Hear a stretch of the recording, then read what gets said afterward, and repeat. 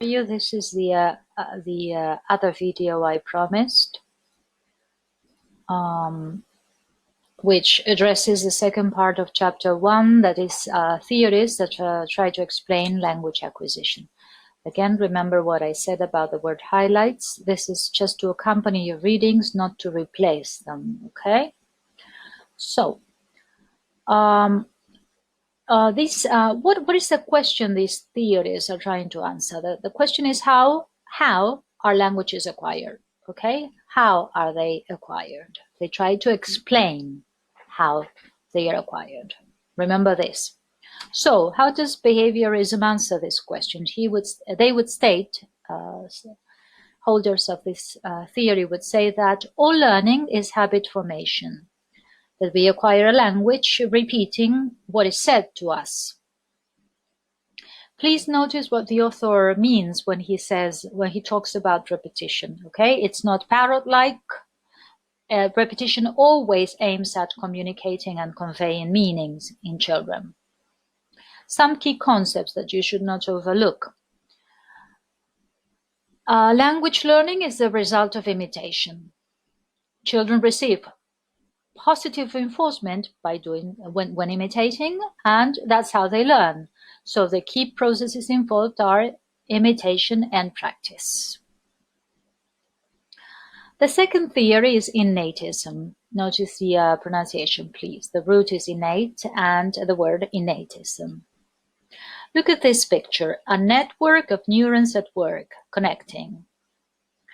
Well, innatist theories try to explain language learning or any learning, for that matter, by imagining and hypothesizing about what happens in the brain when we learn.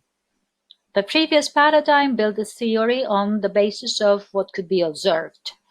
Language or learning is behavior, observable behavior. So they would build this theory around what can be observed and systematized and registered and recorded. This school of thought offers models of what happens in the brain. Of course, they are models. We will never know. We will never be able to prove them right or wrong, because it's impossible to actually know what happens in the brain. They are hypotheses, okay? And a key exponent is Chomsky, famous for his work as linguist, but also because he's a very politically minded person. His political views and ideas, I would say, are now more popular than his linguistic theories. So what does he state? He says that all human languages are fundamentally innate. This means that we are born with some knowledge or competence or ability to learn languages. And he would also say that the same universal principles apply to all languages.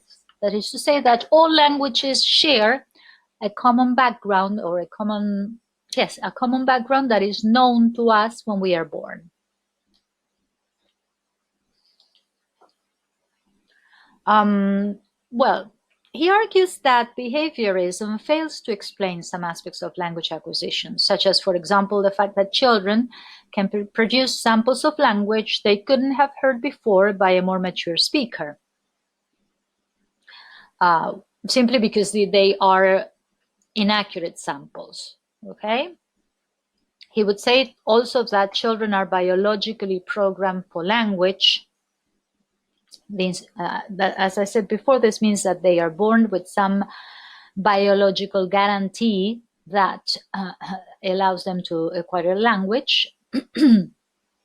That language develops in the child in just the same way that other biological functions do. For example, we are born with 2 legs, hence we develop the function of walking because we have these 2 legs. Simply put, we could say that from his perspective, we acquire language because we are born with some kind of special endowment or device that guarantees such process. And he also says that the environment just makes a very basic contribution, which is the availability of people who speak to the child. He would say that children know many more structures of the language than they could have reasonably learned out of the samples of language they've heard. This means that it's not possible to explain what children say or produce at a certain age when they are acquiring the language. Only it cannot be explained only through the concept or the process of repetition. They would say that children are very creative when they are learning the language, and they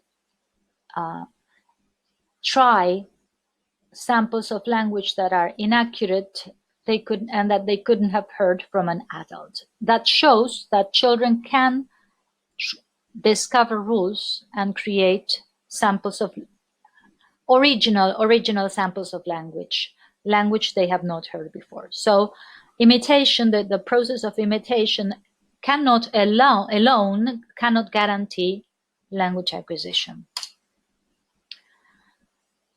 Another key concept: what is this endowment we are born with, this device we bring as children, also known as Chomsky's black box? Well, it's a sort of device that contains principles universal to all languages. For example, he would say that all languages, when described, include grammatical categories like nouns, verbs. So this would be like a basic common knowledge we all have the moment we are born. Knowledge that allows language acquisition to take place. This LAD, or language acquisition device, is nowadays referred to as universal grammar, or UG. It's the same thing, okay? Well, the next thing you don't want to miss is the critical period hypothesis. As the name says it, it's a hypothesis, cannot be fully proved. And it basically states that there is a limited period during which language acquisition can take place, can occur. The strong version of this hypothesis says that the biological mechanisms we are born with, specifically designed for language acquisition, cease to be available at around the age of puberty. This means that if you haven't been exposed to the language, to the environment that will activate those principles or parameters we are born with, then it would be difficult to develop a full command of the language. The weak version of the hypothesis has some pedagogical implications.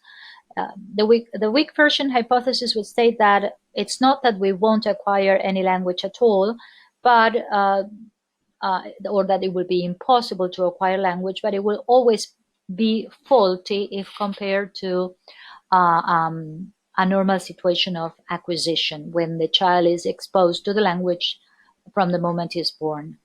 And the pedagogical implication for second language learning is that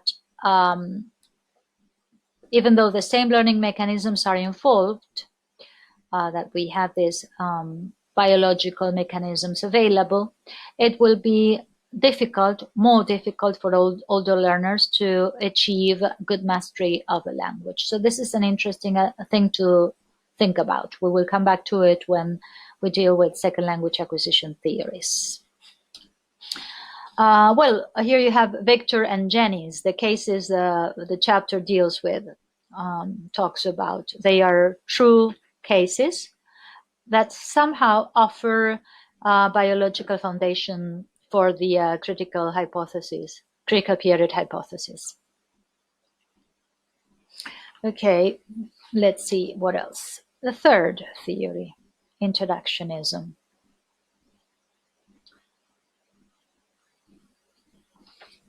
Well,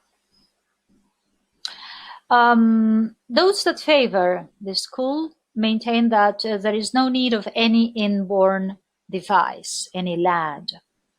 All we need is in the environment around us for language acquisition to take place. And that language acquisition shows simply our amazing, incredible ability to learn.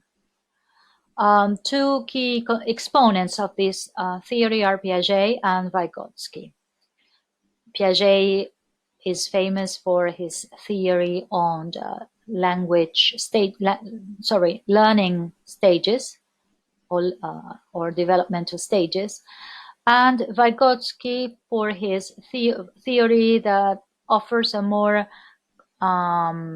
sociocultural perspective on learning in general. Okay, Piaget emphasizes that the developmental stages of language learning or any learning in general, as I said before, you probably saw some of his contributions in Spanish subjects, or you will see more about it in Sujetos de la Enseñanza, psychology. And Vygotsky, his main emphasis lies in the notion that we learn as a result of interaction with others. That's what the sociocultural perspective on learning states. One of his most popular contributions is the notion of the zone of proximal development, the concept, okay? Which is an area of possible learning development for anyone if coached or helped by a more knowledgeable expert. So you see the picture here? This is the child's actual zone of development, tasks that he can perform without the help of anyone else. He can do the tasks alone, guided by his inner voice. And this is the area where real learning takes place. Tasks that are slightly more difficult, more complex than the ones the child can already perform, but which can be fulfilled, can be carried out with the help of someone more expert than the child, like a parent or a teacher or even a partner, a peer. This is the real area where learning will take place, okay? If you keep given the child tasks that he has already proved quite competent with, no learning is likely to take place. Tasks should offer enough challenge to produce learning. Well, another concept you don't want to miss is the child-directed speech.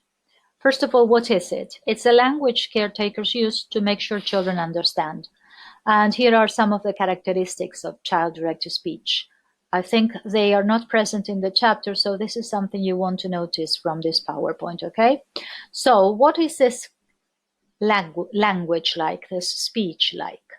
Slower in rate of delivery, higher pitch, more varied intonation, shorter, simpler sentence patterns, stress on keywords, frequent repetition, paraphrasing. The topics of conversation that are used with children emphasize the child's immediate environment, the here and now. Also their child-directed speech offers recasting or expansion on what the child says, so as to offer grammatically correct sentences. And here is an example. A child saying dump truck, fall, fall, and a more expert adult recasting, rephrasing, yes, the dump truck fell down. So you see, this would be like the zone of proximal development of this child. By noticing what the parent says, or by offering the child a more complete version of his sentence or his production, you are showing the next stage of development to the child. And finally, I think the chapter addresses the concept of bilingualism. And the different scenarios for language learning are described, where a child acquires an additional language. I want you to notice a distinction between simultaneous bilinguals and sequential bilinguals. Simultaneous bilinguals are children who learn two languages or acquire two languages at the same time from the moment they are born. You can think of, for example, homes where the parents belong to different nationalities and have two different L1s or mother tongues, and each parent speaks to the child with the language of his origin, his or her origin. That would be simultaneous bilingualism. And sequential bilingualism shows the order of learning or acquisition of the languages. First, there's one language that the child learns first, and a second or third language that the child will learn later on. Another distinction to notice in terms of the concept of bilingualism is that some of authors talk about subtractive bilingualism and some others talk about additive bilingualism. What is subtractive bilingualism? They basically refer to the context of learning or acquisition of the second language. In the case of subtractive bilingualism, this refers to contexts where the children learn a second language with the idea of almost eliminating the first one. That's why the term subtractive. So the child is forced to learn a second language and ideally should forget or use the first one as little as possible.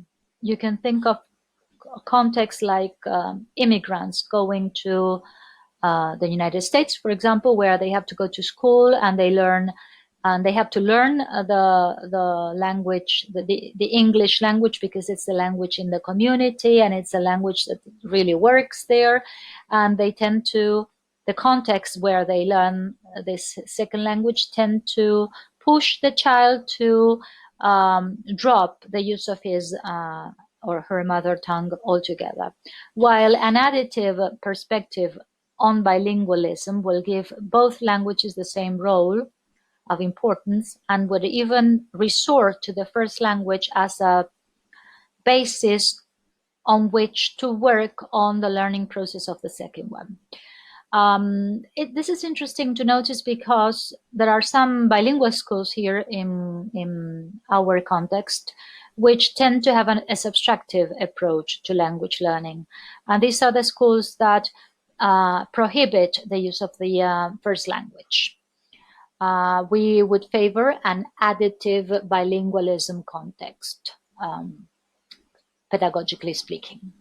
Okay, I think that was it. I hope you will find this useful.